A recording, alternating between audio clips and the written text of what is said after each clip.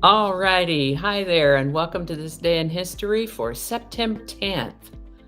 September 10th is the 253rd day of the year in the Gregorian calendar, 254th in leap years, with 112 days remaining to the end of the year. We had so much fun yesterday with the word of the day from Wiktionary.org that I went back there again for today's word. And today it's well nigh. Well nigh. Well nigh is an adverb that means almost or nearly. This comes to us from Middle English, Old English before that, and ultimately from Proto-Indo-European root words. So it's been around a while. Alrighty then, let's get on with this day. We'll start with September 10th, 1509. We saw an earthquake in Constantinople. It came to be known as Little Judgment Day or the Lesser Judgment Day. This actually occurred in the Sea of Marmara, and it hit at about 10 p.m. It's estimated that this quake was about a 7.2 magnitude. That's a pretty stout earthquake. And it generated a tsunami and 45 days of aftershocks. The death toll for this earthquake is estimated from between 1,000 and 13,000 people perished.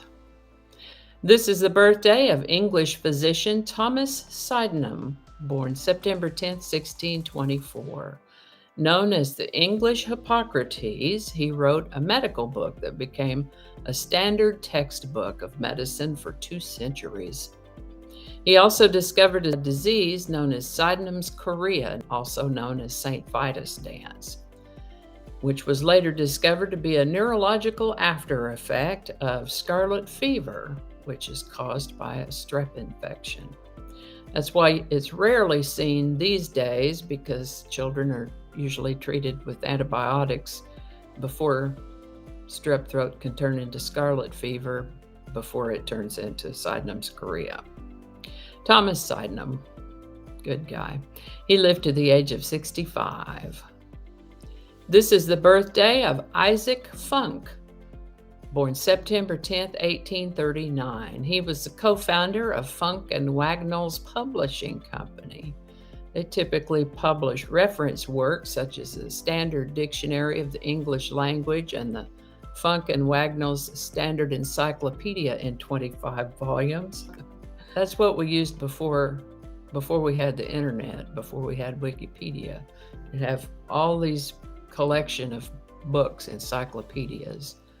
People of my generation and a little bit older, if their household was fortunate enough to have a set of encyclopedias, well, they might sit down and just pull out one and read for the evening. And that's what we did before the internet. Anyway, Mr. Funk lived to the age of 72. Elias Howe was granted a patent for the sewing machine on September 10th, 1846. Now, we're talking about the modern lock-stitch sewing machine that a lot of people have in their homes right now under different brands. What a great thing that was. Before sewing machines, the lady of the house was likely to spend several days each month mending clothes. Even if she could afford to hire a seamstress, it was still a huge time-consuming task keeping the household's clothing in good repair. And you might think, as I did at first, gee, what's wrong with their clothes that they need so much mending? Well, I would answer that question with a question. Have you ever hand sewn anything? If so, you know how fragile those seams can be. One little piece of thread going back and forth through the fabric to hold it together. Hand stitching is a lovely accent to garments nowadays, but if the entire garment is held together with nothing but hand stitching, it's probably going to need quite a bit of maintenance. The lock-stitch sewing machine changed that in a big way. The seams on your clothing now, whether it was a commercially made product or your mom or you yourself made it, those seams stay together a lot better when they're sewn on a sewing machine than if they were sewn by hand. And we could thank Elias Howe for that. And this is the day he received the patent for the lock-stitch sewing machine.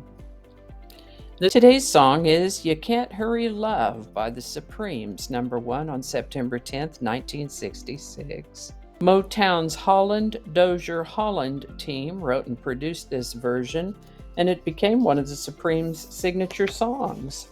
Phil Collins' cover of this song in 1982 made the top 10, but today we're talking about the Supremes version. Can't Hurry Love, #1 on September 10th, 1966. Link in the description.